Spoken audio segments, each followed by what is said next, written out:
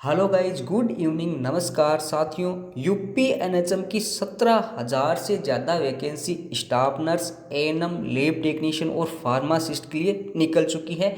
Online form भी start हो गए हैं। डिटेल वीडियो मैंने बना दिया, आपने नहीं देखा है इस वीडियो के नीचे डिस्क्रिप्शन बॉक्स में उसका लिंक दे दिया है, क्लिक करके वो वीडियो ज़रूर देख लें अगर आपने नहीं देखा है तो। अब यूपी एनएचएम की जो वैकेंसी निकली है उसमें जो स्टाफ नर्स की पोस्ट है उस पर मेल कैंडिडेट्स का बहुत बड़ा धोखा हो गया है। क्या धोखा हुआ है वीडियो में बताने वाला हूँ। इसके अलावा जो मिनिमम पासिंग मार्क्स दिए गए हैं, जैसे जनरल के 30% दिए गए हैं, 33% दिए गए हैं, ओबीसी के 30% दिए गए हैं और SC ST के 24% यहाँ पे दिए गए हैं। उनमें क्या कोविड के अनुभव के नंबर जुड़ने वाले हैं या नहीं जुड़ने वाले हैं, एक कैंडिडेट्स कितने फॉर्म भर सकता है, अलग अलग प्रोग्राम के लिए फॉर्म कैसे भरना है, फॉर्म भर सकते हैं या नहीं भर सकते हैं, नेगेटिव मार्किंग होगी या नहीं होगी और फॉर्म की फ़ीस क्या होगी। इसके अलावा भी आपके मन में बहुत सारे सवाल हैं, उन सब सवालों के जवाब मिलने वाला है। और इस वीडियो में आपके सवालों के जवाब नहीं मिलते हैं तो नीचे कमेंट करें, अगले वीडियो में मैं आपके सभी सवालों का जवाब दे दूंगा दोस्तों। तो सबसे पहले यहाँ पे अपने बात कर लेते हैं मोटा मोटी यूपी एनएचएम की जो वैकेंसी आई है उसमें यहाँ पे आपके लिए 17,291 टोटल पोस्ट होने वाली है। रिजर्वेशन जो है वो सिर्फ यूपी के जो कैंडिडेट्स हैं, यूपी के जो मूल निवासी है उनको मिलेगा। जैसे यहाँ पे ओबीसी का रिजर्वेशन लेना है, SC ST का रिजर्वेशन लेना है, अदर जो रिजर्वेशन लेना है वो ओनली यूपी के जो निवासी है उनको यहाँ पे मिलने वाला है। यूपी के बाहर के जितने भी कैंडिडेट्स हैं उनको यहाँ पे अनरिजर्व कैटेगरी में यानी जनरल कैटेगरी में माना जाएगा। ये बात यहाँ पे साफ साफ लिखी गई है।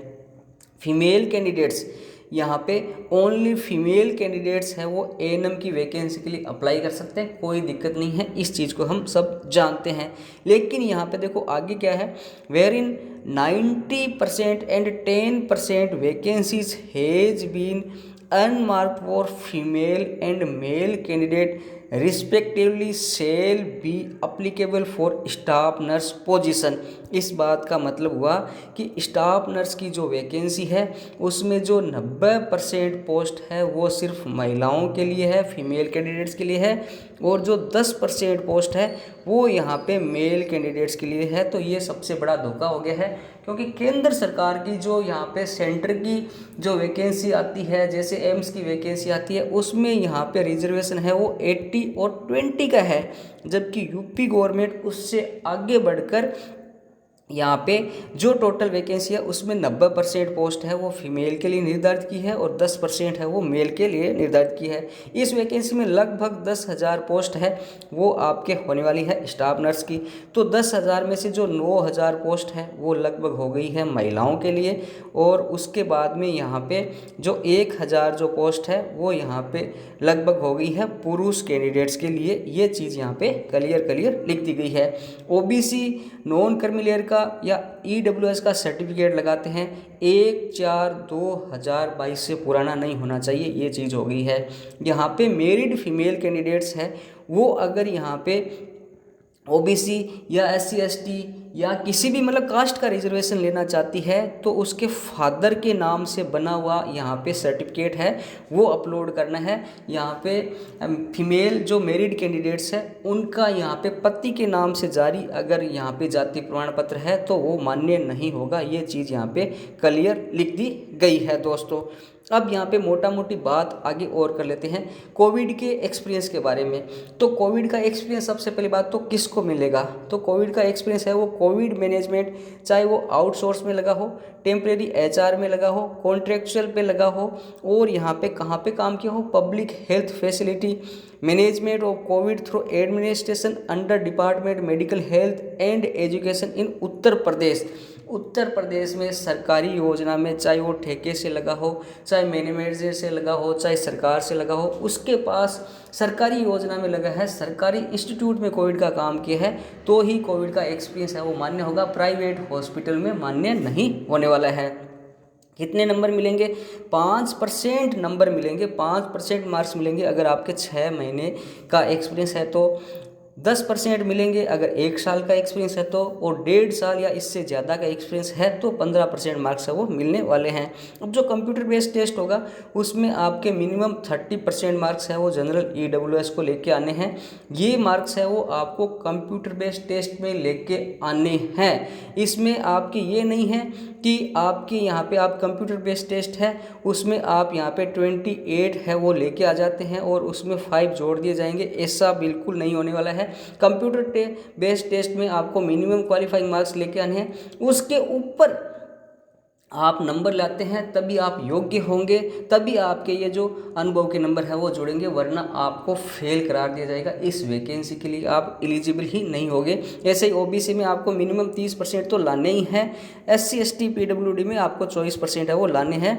तो कोविड के अनुभव के नंबर है वो यहाँ पे मिनिमम क्वालिफाइंग मार्क्स में नहीं जुड़ेंगे, आप मिनिमम है वो नंबर लेके आओगे, उसमें मेरिट में ये नंबर है वो जुड़ने वाले हैं दोस्तों। अब यहाँ पे कोविड का जो एक्सपीरियंस है वो भी आपको QR बेस्ड सर्टिफिकेट है वो लगाना है। कोई भी सर्टिफिकेट आपका यहाँ पे नहीं चलने वाला है, QR कोड बेस्ड सर्टिफिकेट चलेगा। ऑनलाइन पोर्टल से इश्यू हुआ कंसर्न डिस्ट्रिक्ट के द्वारा यहाँ पे इश्यू है तो ही वो आपको चलेगा, ऐसा कोई भी अदर जो ऑफलाइन बना हुआ है सर्टिफिकेट है वो आपका नहीं चलने वाला है दोस्तों।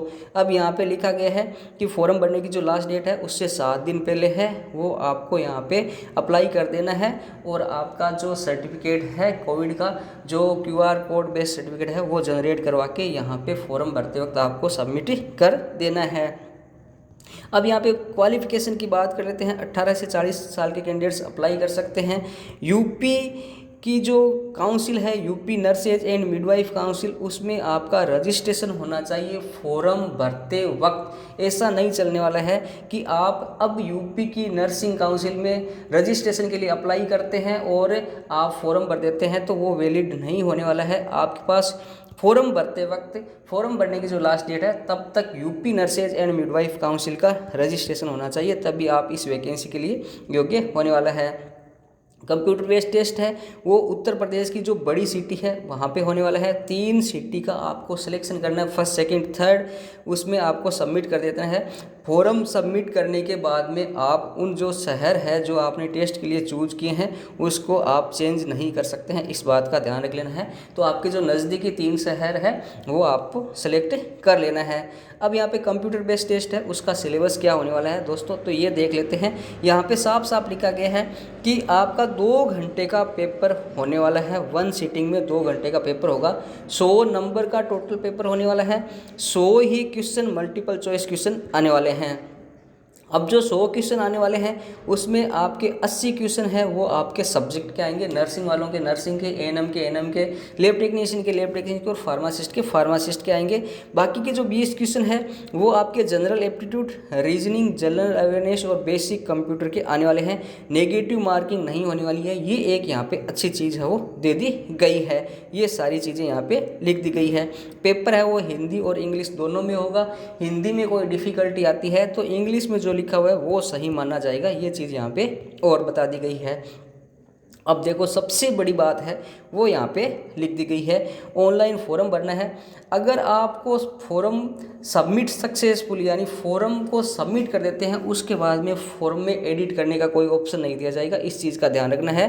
दूसरा यहाँ पे देखो साफ साफ लिखा गया है, candidate can apply for various vacant post for ANM staff nurse, lab technician and pharmacist allopathic, यानी आप किसी भी पोस्ट के लिए यहाँ पे फॉर्म भर सकते हैं। अलग अलग फॉर्म आपको भरना है। Separate application will be submit for different program सब program giving location preference for all district available on the vacant post. अलग अलग प्रोग्राम के लिए आपको अलग अलग फॉर्म भरना है और आपको प्रेफरेंस देनी है डिस्ट्रिक्ट वाइज यहाँ पे कि किस डिस्ट्रिक्ट में आप पहले पोस्टिंग चाहते हैं, किस में 2 नंबर पे चाहते हैं, किस में 3 नंबर पे चाहते हैं, ये चीज़ यहाँ पे लिख दी गई है।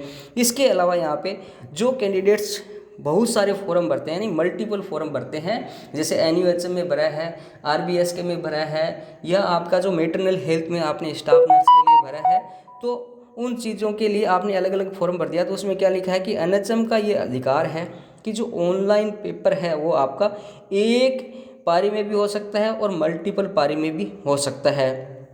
अगर पेपर है वो आपका सिंगल शिफ्ट में होता है, एक ही पारी में होता है, तो candidate who have applied for multiple post में choose to appear for any one post their sole description. यानी अगर आपके बहुत सारी शिफ्ट में पेपर होता है तो आप 2-3 शिफ्ट के लिए पेपर दे सकते हैं, लेकिन अगर एक ही शिफ्ट में पेपर होता है तो आपको सिर्फ एक ही पोस्ट है वो चूज करनी पड़ेगी, उसी में आपका डिस्ट्रिक्ट प्रेफरेंस के अनुसार चयन होने वाला है। अब यहाँ पे देखो एक चीज़ बहुत काम की लिखी गई है यहाँ पे कि सेम पोस्ट है, मान लो जैसे स्टाफ नर्स की पोस्ट है यहाँ पे, और आप यहाँ पे NUHM में फॉर्म भरते हैं। स्टाफ नर्स की पोस्ट के लिए NUHM अगर कैटेगरी में आप 2 फॉर्म भरते हैं तो आपका फॉर्म है वो कैंसिल हो जाएगा। अलग अलग कैटेगरी के लिए फॉर्म अलग अलग भर देना है, प्रोग्राम के लिए अलग अलग फॉर्म भर देना है, लेकिन एक ही प्रोग्राम के लिए एक ही पोस्ट के लिए एक से ज़्यादा फॉर्म नहीं भरना है। अगर भर दिया तो वो आपका फॉर्म है वो कैंसिल हो सकता है। ये चीज़ें यहाँ पे हो गई है। फॉर्म की फ़ीस कुछ भी नहीं लगने वाली है।